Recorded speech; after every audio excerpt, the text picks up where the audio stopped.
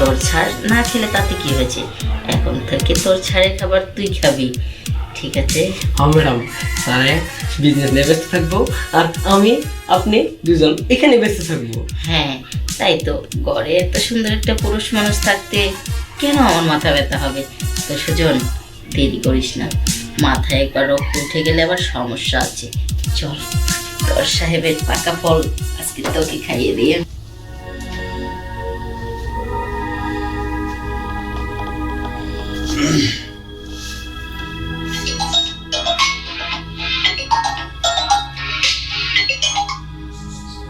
হ্যাঁ তাইজল, আসসালামু আলাইকুম। ওয়ালাইকুম আসসালাম। স্যার, এই যে আমাদের যে প্রজেক্টটা ছিল না, আমাদের প্রজেক্টটা, হ্যাঁ, আমাদের দুবাই প্রজেক্টটা, আচ্ছা আচ্ছা। স্যার মানে ওটা ওনারা আমাকে কল করেছিল, আজকে নাকি সেটা ডিল করতে হবে। কি বলো তুমি, আজকে ডিল করতে হবে? জি স্যার, আজকে মানে আমি স্যার আপনার সাথে কথা না বলে অলরেডি প্লেনের টিকিট কেটে ফেলেছি স্যার। আরে কি বলো তুমি, আমাকে একটু ঠাস দিবা না? আচ্ছা ঠিক আছে, টিকিট কাটছো ভালো কথা। টাইম কয়টা? স্যার অনলি আধা ঘন্টা টাইম আছে স্যার, আপনি যদি এখনই বাসা থেকে বেরোন তাহলে আমরা এই ফ্লাইটে যেতে পারবো স্যার। এত তাড়াতাড়ি এটা কিন্তু সম্ভব হলো তুমি? আচ্ছা ঠিক আছে, তুমি সবকিছু রেডি হয়ে যাও, আমি বের হচ্ছি, এখনই বের হয়ে যাবো, ঠিক আছে? জি sir. Okay okay okay, thank you thank you. এই কি ব্যাপার? এ ধরো লুঙ্গি নাও, তাড়াতাড়ি পরো তো। দেখো, আমার একটা ইমার্জেন্সি একটা ফোন আসছে, আমার এক্ষুনি ডুবাই যেতে হবে। কোথায় যাবে? ডুবাই? দুবাই? আচ্ছা ঠিক আছে, যাবে, কোনো সমস্যা নেই, আমি তোমাকে রেডি করে দিব। এখন লুঙ্গিটা পরো। আর শোনো না, তুমি আজকে 1 মাস পরে বাসায় ফিরছো, আর 1 মাস ধরে কিন্তু আমাকে আদর করো না, আমিও তোমাকে আদর করি না। আজকে না তুমি আমাকে মন ভরে আদর করবে, আমি তোমাকে মন ভরে আদর করব। আর শোনো, আজকে রাতে কিন্তু গেমে একটা দিলে চলবে না, ম্যাক্সিমাম 1 মাসের তো 30টা হয়, তুমি না হয় 3টা দিলা, আর বাদ বাকিগুলো অন্য সময় নিব, ঠিক আছে? আচ্ছা ঠিক আছে লক্ষ্মীটি, তোমাকে আমি একটা কথা বলি। কি? তোমার কথাগুলো সব ঠিক আছে, কিন্তু লক্ষ্মীটি, আমি যে ডিলটা করতেছি যে দুবাই, এটা অনেক দিন ধরে আমরা চেষ্টা করতেছি। 5 কোটি টাকার একটা প্রজেক্ট, আমি যদি এই মুহূর্তে না যাই তাহলে আমাদের প্রজেক্টটা, ডিলটা নষ্ট হয়ে যাবে। শোনো লক্ষ্মীটি, তোমার কথা সব ঠিক আছে, কিন্তু লক্ষ্মীটি, আজকে যদি আমি দুবাই না যাই তাহলে আমার যে বিশাল বড় একটা প্রজেক্ট, এই প্রজেক্টের ডিলটা নষ্ট হয়ে যাবে। আমি মনে হলো যে 1 সপ্তাহের ভিতরে চলে আসবো। আর শোনো, আমি মনে মনে এখনই প্ল্যান নিয়েছি, তোমার জন্য ডায়মন্ডের নেকলেস নিয়ে আসবো। আমার ডায়মন্ডের নেকলেস দরকার নেই, আমার দরকার তোমাকে। 1 মাস হয়ে যাচ্ছে, প্লিজ দেখো, তুমি যেখানে ইচ্ছে সেখানে যাও, আমি তো তোমাকে কখনো বাধা দিই না, কিন্তু তুমি যদি আমাকে বাধা দাও তাহলে তো তোমার সাথে আমার একই ছাদের নিচে থাকা হবে না। প্লিজ শোনা, দেখো প্লিজ। তোমার কথা সব ঠিক আছে, আমার একটু কথা লক্ষ্মীটি শোনো। দেখো, আমি তোমার কোনো কথা শুনবো শোনো না। শোনো শোনো, আমারও খুব মন চাচ্ছিল আজকে, কিন্তু আমি এই মুহূর্তে আমি সময় দিতে পারছি না। একদম চুপ, দেখো দেখো, কোনো কথা বলবে না প্লিজ। না। আসো না, বলছি তো, একটু। সব সময় তুমি আমার, আমি তোমার, এখানে তার উপরে কেউ কিছু নেই। আরে শোনো না, আমি তোমাকে কি বলি, জাস্ট 10টা মিনিট সময় দিবে, ফ্রেশ হয়ে তুমি বের হয়ে যাও, কোনো সমস্যা নেই। আমার ফ্লাইটের আধা ঘন্টা সময় আছে, আধা ঘন্টার ভিতরে আমার এয়ারপোর্টে পৌঁছতে হবে, ঠিক আছে? আরে শোনো না,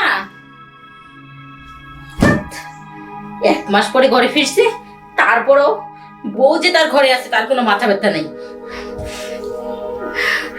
মাথা মতো গরম হয়ে যাচ্ছে। 1 মাস কাছে ছিল না, মাথা তো গরম হয়নি, কিন্তু ওকে দেখার পর থেকে না সত্যি চলে গেল। আমার দুঃখটা একটু বসলো না, আমার জন্য নেকলেস নিয়ে আসবে ডায়মন্ডের।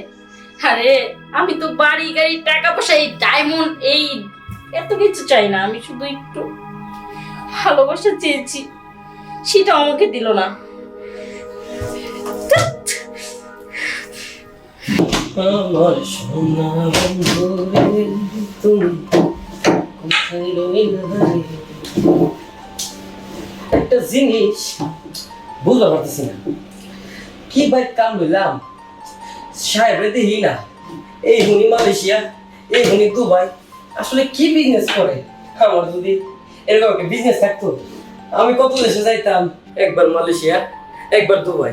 আরে আমি যদি বড় লোক হইতাম, সাহেবের মতো যদি বিজনেস করতাম, তাহলে একটা বিয়া করতাম, বিয়া কইরা বড় হইলে আমি সিধা হানিমুনে সিঙ্গাপুর যাইতাম, কত একটা আউস স্বপ্ন, আমগুলো মতো গরিবের কি আর এমন স্বপ্ন পূর্ণ হইব? জীবন হইব না। থাক, আমি কামের ভোলা কামই করি, কি আর করার। তোরে লইয়া যাইমু আমি সিঙ্গাপুরেতে, হানিমুনে যাইমু বন্ধু দুইজনে রে। আমি হানিমুনে যাইয়া বন্ধু তোরে করমু।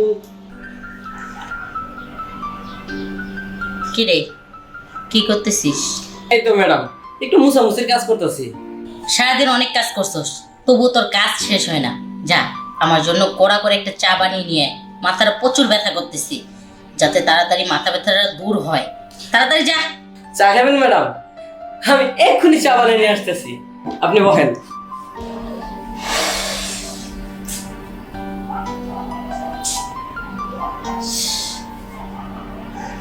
কাজটা কি করলো আমার সাথে?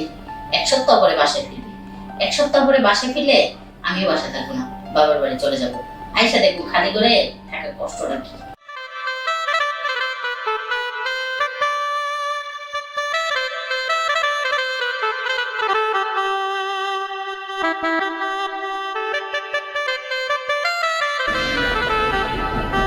নেন ম্যাডাম চা। একটা চা বানাইতে এত সময় লাগে? কড়া করে বানিয়ে নিয়েছি ম্যাডাম, খান, ভালো লাগবে।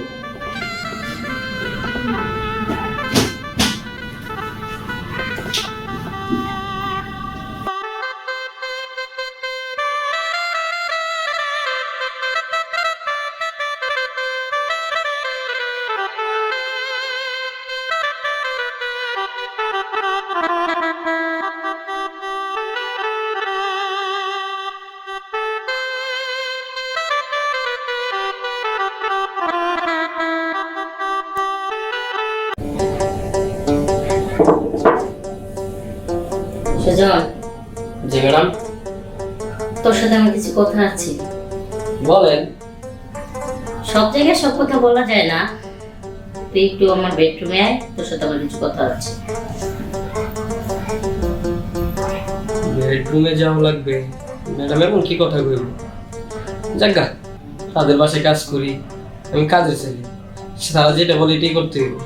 যাই শুনাই গা কি বলে।